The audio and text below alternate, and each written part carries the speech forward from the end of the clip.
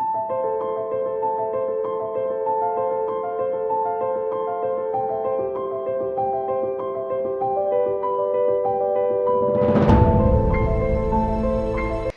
दर्शकबिन, पवित्र गार्डन्समा फेरि स्वागत छ हजुरहरूलाई। हजुरहरू सामु म उपस्थित भइसकेँ। आज के कारणले आउनुभयो भनेर सोच्नुहुन्छ होला हजुरले, है त। ल म भन्नु चाहन्छु कि अहिले कतिजना मेरो नजिक साथीहरूले, मेरो सब्सक्राइबरले त भन्नुहुन्छ होला मेरो भिडियो हेरेर, अब अल ओभर द वर्ल्डमै हेर्नुहुन्छ भनौँ न मेरो भिडियो, होइन। तर यो प्लान्ट चाहिँ दिदीले चाहिँ बिक्री पनि गर्नुहुन्छ, भिडियो पनि देखाउनुहुन्छ। तर त्यसको विषयमा कसरी रोप्ने हो, कसरी मल माटो सोइल मिक्स दिने हो भनेर भन्नु भएन भनेर हजुरको मनमा पक्कै पनि खुल्दुली आएको छ, होइन। तर यो आज खुल्दुली म मेटाउने छु। अनि मैले यो प्लान्टको बारेमा भन्ने छु। यो प्लान्ट चाहिँ के हो भन्ने चाहिँ अहिले म देखाउने छु हजुरलाई। कि एसियाटिक लिली पनि भनेर भनिन्छ, अनि लिलियम पनि भनेर भनिन्छ, अनि एसियाटिक लिलियम फ्लावर पनि भनेर भनिन्छ, है त। बल्बमा आउँछ। त्यसको बारेमा मैले मल माटो कसरी मिक्सअप गर्ने त्यो सबै भन्ने छु। हजुरले स्किप नगरिकन अन्तिमसम्म हेरिदिनुहोस्। अरू कति इन्चीको पोटमा कतिवटा बल्ब लाउने हो, अरू कति इन्ची सानो पोटमा कतिवटा बल्ब लाउने, होइन, त्यो आलुको गेडा जस्तो हुन्छ नि हो, त्यो लाउनेको विषयमा म सबै जानकारी दिनेछु। लेट्स हेरिदिनुहोस्, आउनुहोस्। अरू यो लिलियम यो फ्लावरको बल्ब यस्तो भएर आउँछ, हजुरलाई थाहै छ। अनि साथीहरू हेर्नुहोस्, मैले 100 रुपियाँमा बिक्री गर्छु, है त, यो एउटा बल्बलाई। जस्तो कि एउटा यस्तो बल्बलाई लक्किली हजुरले यसरी जोइन भएर पाएको छ भने त एकदम राम्रै हो। अनि यस्तो भएर बल्ब आउँछ। अनि यो कस्तो खालको फुल हो फ्लावर हो भनेर क्वेसन आउँछ। एउटा बुकेमा पनि बनिन्छ, गुलदस्ता भन्छ नि, त्यस्तोमा चाहिँ एकदम राम्रो डेकोरेट गरेर बिक्री गर्छ विदेशतिर चाहिँ, है त। अनि पानीमा पनि हजुरले फुलेको बेलामा चाहिँ कटिङ गरेर हजुरले यो पानीमा पनि डुबाएर राख्नुभयो भने एक महिनाभन्दा पनि धेरसम्म फुल्छ। अरू यति याद गरौँ कि हजुरले यो बुकेमा यो फ्लावर किन्नुभयो भने, बुकेमा अब गुलदस्तामा किन्नुभयो भने फुलको भन्दाखेरि कोपिलाको अलिक महँगो छ, है त। जस्तो कि फुलेको फुललाई 20 रुपियाँ पर्छ भने कोपिलालाई 40 रुपिस पर्छ। त्यस्तो महँगो किनभने एकदम लास्टिङ भएर बस्छ क्या पानीमा चोप्दाखेरि। अनि यो कुन कन्ट्रीबाट आएको यो बल्ब भनेर भन्नुहुन्छ ल, होल्यान्डबाट आएको, है त। अब हेर्नुहोस् न, मैले नर्सरीमा हेर्दाखेरि कस्तो ठुल्ठुलो बक्समा पुरा प्याकिङ भएर, कस्तो दामी ऱ्यापिङ प्याकिङ भएर यस्तो फ्लाइटमा यसरी आउँदो रहेछ। अनि होल्यान्ड कन्ट्रीबाट आएको हो। अरू यो हजुरले यो बल्ब किन्नुभयो भने नि हमेसा हजुरसित बस्छ है घरमा। हजुरले राम्रोसित टेक केयर गर्यो भने बसिन्छ। जस्तो कि हजुरले एउटा बल्ब लिनुभयो अरे हामी योपालि, है त, 100 रुपियाँमा किन्नुभयो, सपोज 100 रुपियाँमा किन्नुभयो। अनि नेक्स्ट इयरमा हजुरले यो बल्बलाई एकदम हिफाजत गरेर राख्नुभयो भने अनि यसरी नै यसको वरिपरि यस्तो भएर यस्तो जोडिएर बल्ब आउँछ। अनि एकखेप किन्यो भने हजुरले बारम्बार किन्नु पर्दैन। फर्स्ट किन्दा मात्रै महँगो पर्ने हो। अनि नेक्स्ट सिजन हमेसा हामीसित रेगुलर एकदम बस्छ यो बल्ब चाहिँ, आलु चाहिँ बस्छ।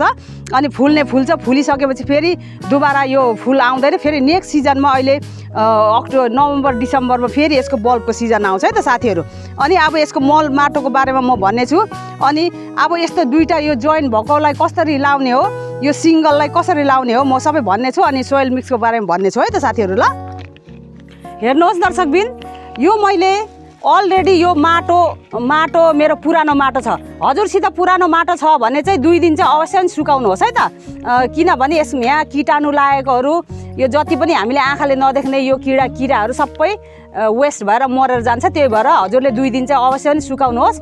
अनि मेरो यसमा माटो छ, अनि कुहिएको पत्करको मल छ, अनि बलुवा छ। अनि यो हेर्नुहोस्, यो रातो यो के हो भनेर भन्नुहुन्छ होला, यो इँटाको चुरा हो। हजुरले इँटाको चुरा छैन भने पनि बजरी हुन्छ नि, यो ढुङ्गाको चिप्सहरू हो, त्यस्तो हाल्दाखेरि पनि हुन्छ। अनि जाँगर चल्यो भने यो इँटा कुटेर यसरी लाउँदा नि हुन्छ। अरू बजरी भनेको चिप्स भनेको हेर्नुहोस् यस्तो, यो के हो भनेर भन्नुहुन्छ होला। यो मेरो फिल्टर मैले हिजो देखाएको थिएँ नि भिडियोमा, आरो फिल्टर। त्यो फिल्टर आएपछि यो मेरो वेस्ट भयो। यो फिल्टरमा यो भित्र भएको हुन्छ नि ढुङ्गा, यो पत्थर कोइला, यो बजरीहरू, यो पनि यो हामीले किन फ्याँक्नु अनि यो पनि युज गर्दाखेरि हुन्छ है त। अनि यति याद गर्नु कि हामीले कुनै पनि प्लान्टमा हामीले सोइल मिक्स मल माटो एकदम राम्रोसितले हामीले बनायौँ भने चाहिँ हाम्रो एकदम हेल्दी भएर एकदम फुल्छ हाम्रो प्लान्टहरू। अनि जस्तो कि यो बल्बमा हामीले एउटा एकदम केयर गरेन भने एउटा बल्बमा एउटा मात्रै फुल फुल्छ। अगर हजुरले यो मल माटो सोइल मिक्समा एकदम राम्रो मिक्सअप गरेर चाहिँ मल माटोहरू सबै पदार्थ लाउनु भयो भने चाहिँ यसमा 6-7वटा फुल्छ एउटा बल्बमा है त। त्यही माथि हामी माथि भर पर्छ है त।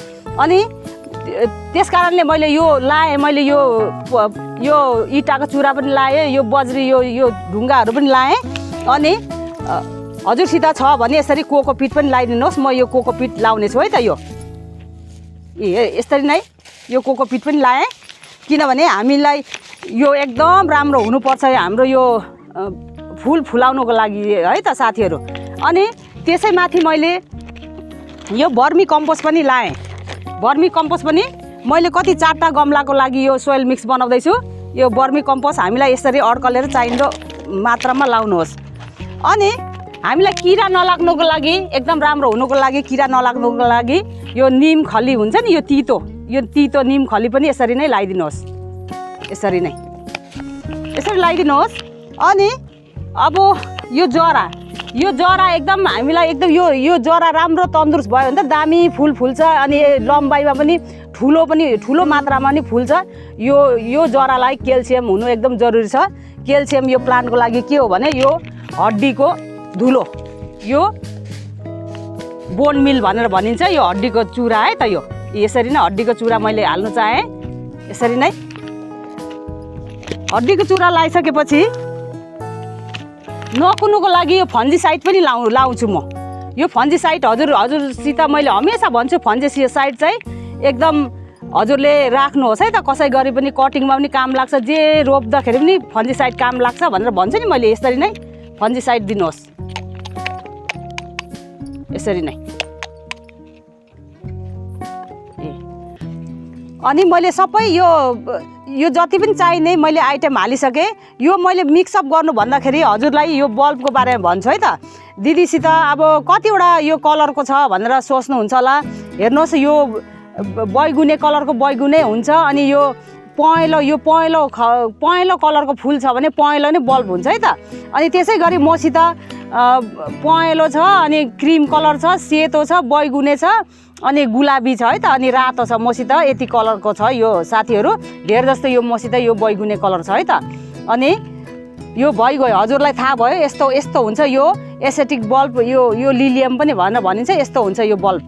अरू मिक्सअपको बारेमा मैले यो के हाल्ने भनेर सबै भनिसकेँ। अनि अब यसलाई यसरी सबै मजाले हातले नै मिक्सअप गरिदिनुहोस्। यसरी नै एकदम यो माटो एकदम भारी हुनु हुँदैन, एकदम हलुङ्गा माटो हुनुपर्छ, फुर्र परेको फुरफुरे माटो हुनुपर्छ है त। यसरी नै सबै मैले मिक्सअप गरिदिनेछु।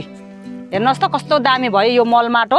हजुरले पनि यो बल्ब लिलियमको यो बल्ब रोप्दाखेरि यस्तै गरेर रोप्नुहोस् है त साथीहरू। अहिले सिजन हो, विन्टर सिजनको फ्लावर हो यो लिलियम चाहिँ है त। यो मैले अहिले जो चिज देखाउँदैछु।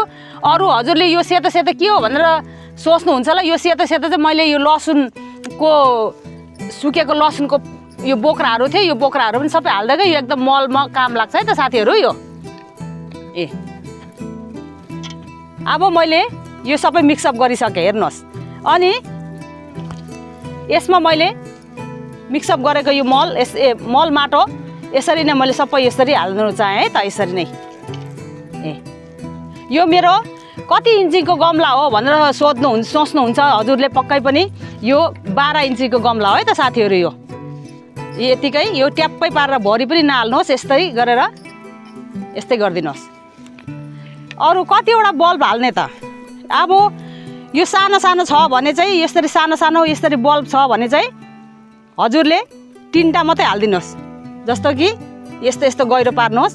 अनि यसरी यस्तो गरिदिनुहोस्। अनि यहाँनिर एउटा रोपिदिनुहोस्। अनि यहाँनिर एउटा यस्तो गरेर यो 12 इन्चीको गमलामा हजुरले 3टा लाउनु सक्नुहुन्छ। यसरी नै। अनि लाएर चाहिँ यसरी नै यसरी पुरपार गरेर हजुरले छाया जग्गामा राख्नुहोस्। अनि यसमा पानी यसरी वरिपरि यसरी पानी लाउनु चाहिँ नबिर्सिनुहोस् है त। अनि अब फेरि म अब यो सानो यो 10 इन्चीको गमलाको बारेमा भन्छु। यो 10 इन्चीको गमला छ है त। अनि यो यसमा वेल ड्रेन यो मेरो नयाँ गमला हो, वेल ड्रेन छैन भने पनि नि अलिकति सानो दुलो छ भने नि हजुरले यस्तै रड लिएर चाहिँ यस्तो गरेर यस्तो गरेर अलिकति ठुलो होल बनाइदिनुहोस् है त। एकदम वेल ड्रेन हुनु हाम्रो कुनै पनि प्लान्टलाई वेल ड्रेन हुनु एकदम जरुरी छ है त साथीहरू। अनि यस्तै गरेर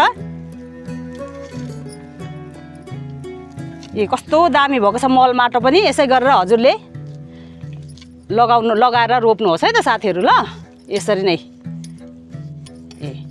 अनि अब जस्तो कि मान लो यसरी ठुलो एउटा बल्ब छ, यो ठुलो छ नि त होइन त। यो ठुलो छ भने हामीलाई यो एउटा गमलामा यसरी नै एउटै यसरी लगाइदिनुहोस् है त। अनि मात्रै सप्रेर राम्रो हेल्दी भएर आउँछ।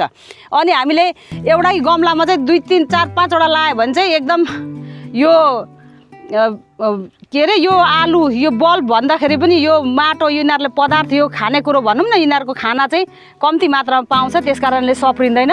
त्यस कारणले यो 10 इन्चीको गमलामा हजुरले ठुलो बल्ब छ भने यसरी एउटा मात्रै हालिदिनुहोस्।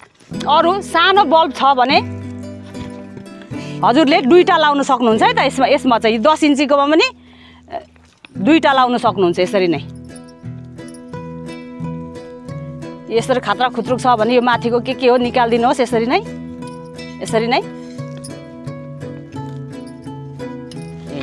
अब मैले यहाँबाट चुज गर्छु कि यो पनि सानो छ, यो पनि सानो छ, 2टा सानो छ। यो 10 इन्चीको गमला हो। मैले अघि एउटामा 10 इन्चीको गमलामा ठुलो एउटा भएर एउटै हालेँ। अब यो 2टा सानो छ भने चाहिँ यसरी 2टा हालिदिनुहोस् यसरी नै।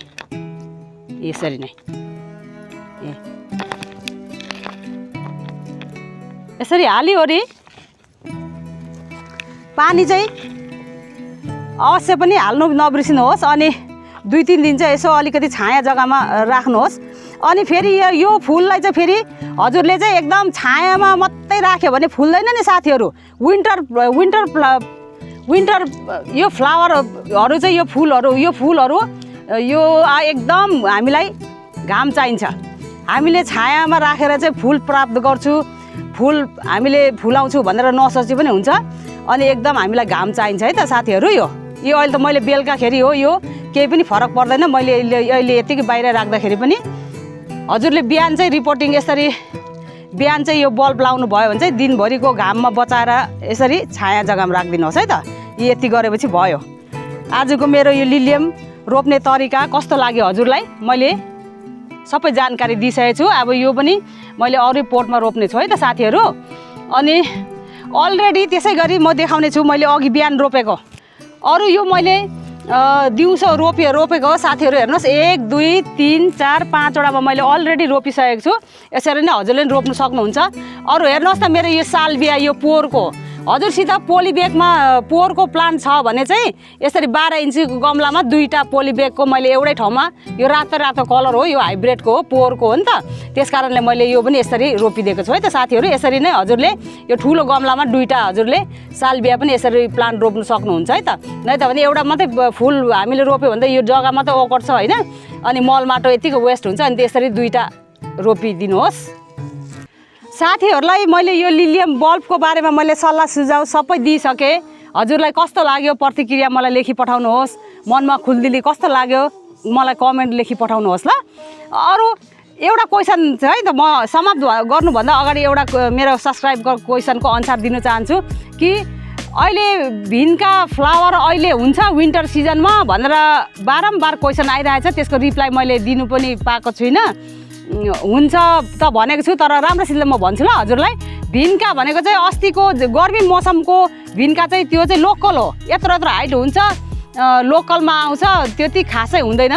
तर अहिले जुन यो भिन्का भन्छ नि यो सदाबहार भिन्का, यो जस्तो कि यो सदाबहार भिन्का भनेर भनिन्छ नि यसरी पोली ब्यागमा यसरी रोपेको छ। यो चाहिँ अहिले जाडो महिनाको हो। अनि यत्रो सानोमै एकदम बुसी भएर एकदम मजाले फुल्छ अनि सदाबहार नामै सदाबहार भनेपछि त के हो बाह्रै हिन्दीबाट सदाबहार भनेको त बाह्रै मासे हो बाह्रै मासे हुन्छ यो भिन्का हजुरले एकदम अवश्य रोप्नुहोस् है त भिन्का अहिले जाडो मौसमको फ्लावर हो है त साथी हजुरको कमेन्टको मैले रिप्लाई यहीँबाट दिनु चाहेँ अनि कस्तो लाग्यो मेरो भिडियो आजको यो लिलियमको बारेमा हजुरलाई अनि नयाँ नयाँ मेरो साथी जुड्नु पक्कै पनि भएको छ जुडियोरी त्यो रातो सब्सक्राइब लेखेकोलाई कालो बनाइदिनुहोस् बेल बटनलाई प्रेस गरिदिनुहोस् ल हजुरले अनि वाउ यस्तो पो रहेछ लिलियम रोप्ने तरिका मल माटो सोइल मिक्सको तरिका यस्तो रहेछ भनेर सबैजनाले थाहा होस् न साथीहरू ल त्यस कारणले सेयर गरिदिनुहोस् न हजुरले अनि मन पर्यो भने लाइक दिनुहोस् मेरो भिडियोमा आएर अनि मनमा खुल्दी लागेको कमेन्ट लेखी पठाउनुहोस् म अर्को भिडियोमा फेरि चाँडै नै भेट्नेछु अहिले तपाईँको दिदी यही बिदा चाहन्छु भन्नु चाहन्छु कि एकदम हजुरले समय लिएर फुर्सद लिएर हेरिदिनु भएकोमा एकदम थ्याङ्क यू भन्नु चाहन्छु अहिलेको लागि यही बिदा चाहन्छु तपाईँको दिदी बाई बाई